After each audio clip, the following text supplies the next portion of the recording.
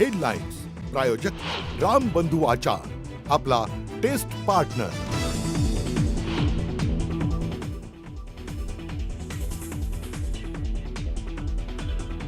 विधानसभा निवडणुकीआधी दोन माणसं भेटायला आली तेव्हा ते 160 जागा जिंकून देण्याची गॅरंटी देत होते।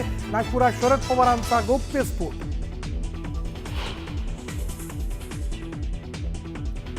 इतके दिवस शरद पवार का बोलले नाहीत तर राहुल गांधींच्या भेटीचा हा परिणाम दिसतोय।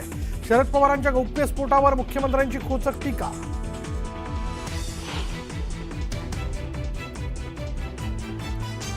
शिवसेना उभाटाचे आमदार सुनील शिंदेंच्या मुलावर महिलेच्या तक्रारीवरनं गुन्हा दाखल। कालच्या वरळीतल्या राड्यादरम्यान सिद्धेश शिंदेंनी धक्का मारल्याचा महिलेचा आरोप।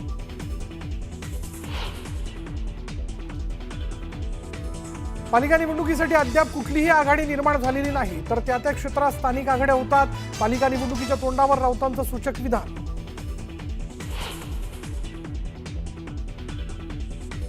लाडक्या बहिणींमुळे आम्ही सत्तेत, लाडक्या बहिणी सोबत होत्या म्हणून कोणी काही वाकडं करू शकलं नाही। रक्षाबंधनाच्या कार्यक्रमात मुख्यमंत्र्यांनी मानले लाडक्या बहिणींचे आभार।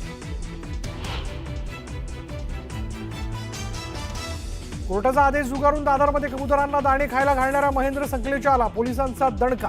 कार जप्त करत गुन्हाही दाखल।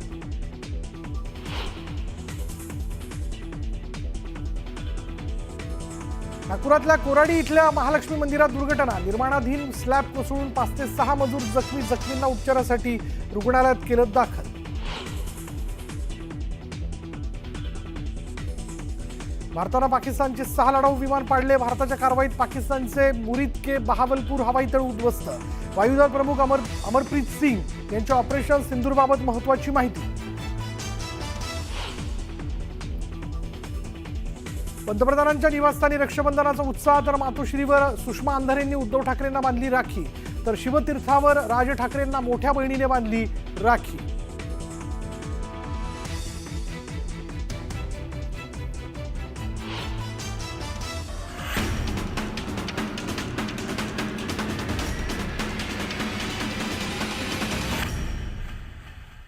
आपण बघताय सुपरफास्ट 100 पण सुरुवात आपण करतो एका ब्रेकिंग न्यूजने। बातमी कोल्हापूरमधून। अंबाबाईच्या भक्तांनी ही बातमी लक्षात घ्यावी की कोल्हापूरमधील अंबाबाई देवीच्या मूर्तीवर सोमवारपासून संवर्धन प्रक्रिया राबवण्यात येते। सोमवार आणि मंगळवारी अंबाबाई मंदिरातील मूर्तीचं दर्शन बंद असणारे लंकेश आणि पुरातत्व विभागाकडून संवर्धन प्रक्रिया राबवली जाईल। भाविकांना उत्सव मूर्तीचं दर्शन घेण्याचं आवाहन करण्यात आलंय। सोमवार आणि मंगळवार अशा 2 दिवशी ही संवर्धन प्रक्रिया चालणार आहे आणि त्यामुळे जर आपण अंबाबाईच्या दर्शनाला जाण्याच्या संदर्भातलं नियोजन आपण करताय तर लक्षात घ्या या 2 दिवसात म्हणजे सोमवार आणि मंगळवार अशा 2 दिवसात 2 दिवशी संवर्धन प्रक्रिया तिथे सुरू असल्या कारणाने गाभाऱ्यातलं दर्शन जे ते बंद राहील। आपल्याला उत्सव मूर्तीचं दर्शन जे ते घेता येईल। यानंतर आणखीन एक ब्रेकिंग न्यूज आहे। बीडची बातमी आहे। बीडचं परळी शहर पुन्हा हादरलंय। व्हाईटनरची रशा करणाऱ्या मुलाने आई वडिलांसह आजीवर चाकूने हल्ला केला। परळी शहरातील फुलेनगर भागात ही घटना घडली आणि या हल्ल्यात गंभीर जखमी असलेल्या आजीसह आई वडिलांवर गुन्हा दाखल करण्यात आलाय। पोलिसांनी अरबाज कुरेशी या 20 वर्षीय आरोपीला ताब्यात घेतलं।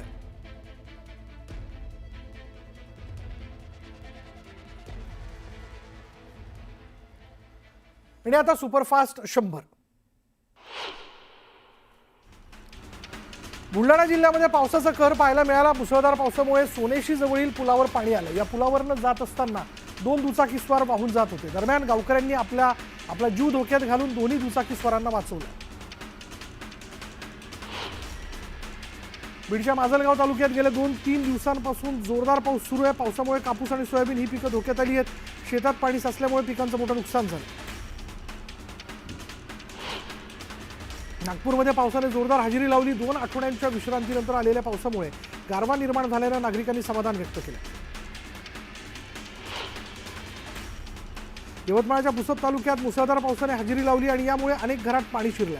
घरात पाणी शिरल्यानं नागरिकांना मोठ्या अडचणींचा सामना करावा लागला। यामुळे घरातील साहित्याचं मोठ्या प्रमाणात नुकसान झालं।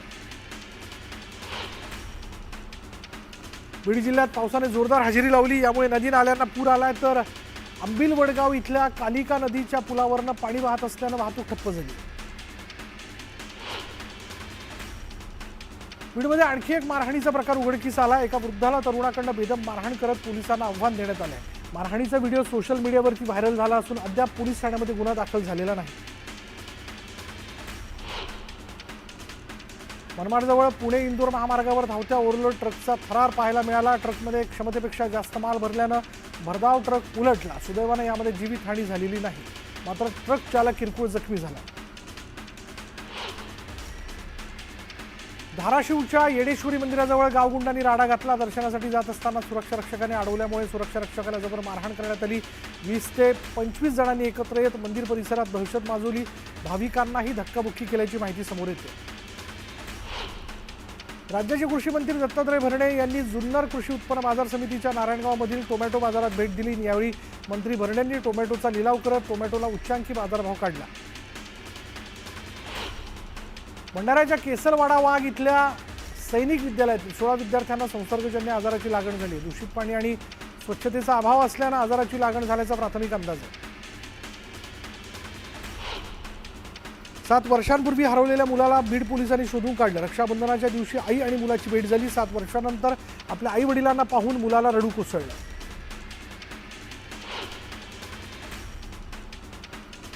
नंदुरबार जिल्ह्यातल्या शहादा शहरात नागरिकांवर दादागिरी करत महिलांची छेड काढणाऱ्या एका तरुणाला शहादा पोलिसांनी चांगलाच धडा शिकवला.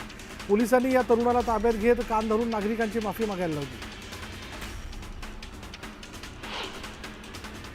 गोंदिया जिल्ह्याच्या वडेगाव इथल्या महिलांनी पिण्याच्या पाण्यासाठी पंचायत समितीच्या आमसभेत घागर मोर्चा काढला. नागरिकांच्या नळाला अजूनही पाणी येत नाही आणि जलजीवन मिशन योजनेचा उपयोग काय, असा सवाल महिलांनी विचारला. गोंदिया जिल्ह्यात ओबीसी विद्यार्थ्यांना महाज्योती योजनेतील निधी मिळत नसल्याचा आरोप करण्यात आला. गेल्या 4 महिन्यांपासून भोजन आणि निर्वाह भत्ता मिळत नसल्यानं विद्यार्थ्यांना अडचणी येतात. तातडीनं भत्ता जमा करण्याची मागणी विद्यार्थ्यांनी केली. पालघरमध्ये जागतिक आदिवासी दिनाचा उत्साह पाहायला मिळाला. पारंपरिक वेशभूषेत आदिवासींनी आपली पारंपरिक वाद्य वाजवत नृत्य सादर केलं. यावेळी आमदार निकोले यांनी जागतिक आदिवासी दिनाच्या शुभेच्छा दिल्या. बीडच्या कडामध्ये निवेदिता कन्या शाळेचा 26वा वर्धापन दिन मोठ्या उत्साहात साजरा करण्यात आला. यावेळी शाळेतील विद्यार्थ्यांनी मानवी साखळी तयार करून 26 अंकातून वर्धापन दिन साजरा केला. जळगावमध्ये भाजपच्या वतीने एकनाथ खडसे यांच्या निषेधार्थ केलेल्या आंदोलनानंतर राष्ट्रवादी शरदचंद्र पवार पक्षाकडून एकनाथ खडसे यांच्या फोटोला दुग्धाभिषेक करण्यात आला. यावेळी आंदोलन करणाऱ्या भाजप पदाधिकाऱ्यांचा तीव्र निषेध नोंदवण्यात आला. नांदेड जिल्ह्यातील सहस्त्रकुंड जलविद्युत प्रकल्पाला नांदेड जिल्हा आणि विदर्भातल्या 40 गावांमधील शेतकऱ्यांनी कडाडून विरोध केला आणि या प्रकल्पामुळे शेकडो हेक्टर शेतजमीन बाधित होणार असल्याने शेतकऱ्यांनी प्रकल्पाला विरोध केला. कर्जाचे हप्ते थकल्यामुळे येस बँकेकडून मनसे पदाधिकारी इंद्रजित मुळे यांचा जेसीबी जप्त करण्यात आला होता आणि यानंतर मनसैनिकांनी बँकेला जाब विचारत आंदोलन केलं. दरम्यान इंद्रजित मुळे यांनी थकीत रक्कम भरल्यानंतर त्यांना जेसीबी परत करण्यात आल्यानं मनसैनिकांनी जल्लोष केला.